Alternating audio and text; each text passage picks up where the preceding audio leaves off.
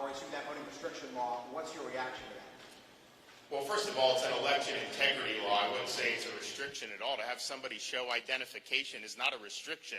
It's common sense. And some of the other things that we did. Look, there's an old saying in law, if you have the facts on your side, argue the facts. If you have the law on your side, argue the law. If you have neither, you pound the table.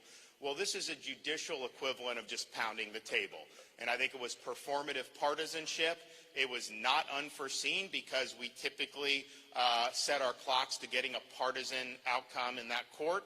I would not want to be on the receiving end of that appeal if I were a judge, because I think that that's going to be reversed on appeal. The only question is how quickly it gets reversed on appeal, but it's not going to be able to withstand appellate scrutiny. Yes, sir. Governor, there's a housing affordability crisis occurring here in Palm Beach County today. What are you doing about it?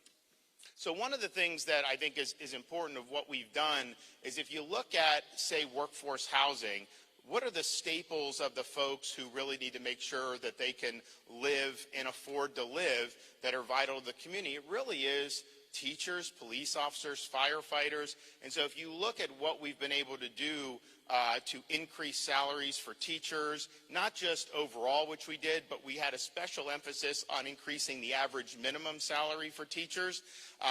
It's hard to attract somebody to come and teach if they're not going to be able to afford to be able to maintain the cost of living. So we've had huge increases in average minimum salaries for teachers. We've been able to do significant bonuses for law enforcement. We are increasing salaries for the folks who are in state law enforcement agencies. We actually did do a big pay increase for all state workers. It wasn't just law enforcement, but law enforcement got even more of a premium, which we're happy to do. You know, we've also been able to do, I think the budget has close to $500 million for rental assistance.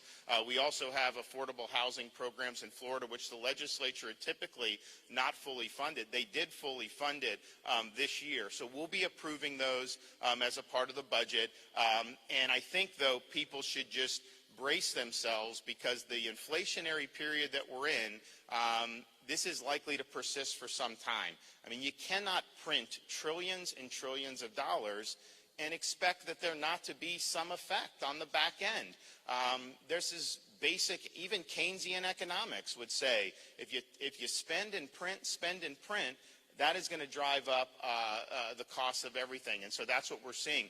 We have communities, and they're building more communities in Palm Beach County, and they're doing it. We were just in St. Johns County. I'm flying in. It's like every other place you look, there's a lot cleared. They're starting to build homes because there's just real intense demand to live in Florida.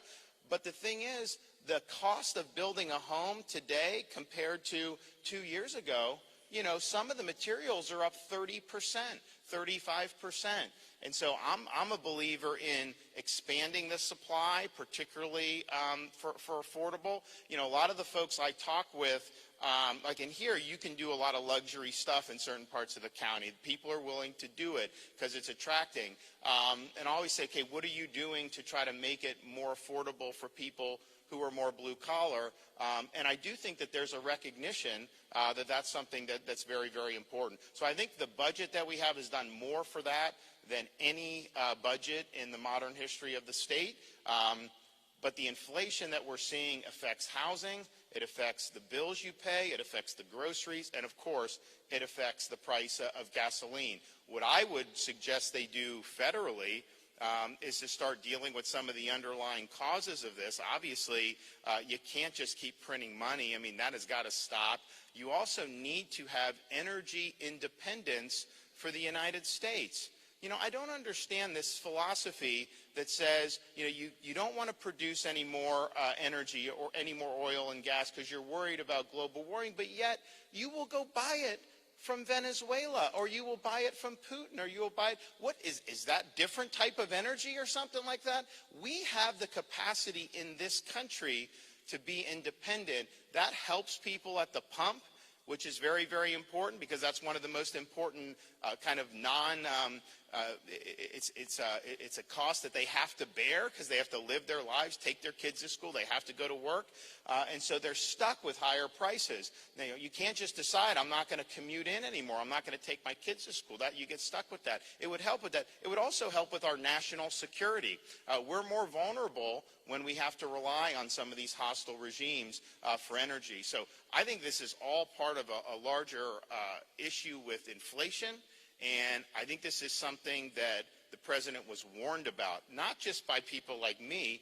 You had Larry Summers, who was the Treasury Secretary under Bill Clinton, said if you do this trillions of dollars, you are going to set off inflation. Larry Summers warned, others warned about it, so here we are. Yes, ma'am.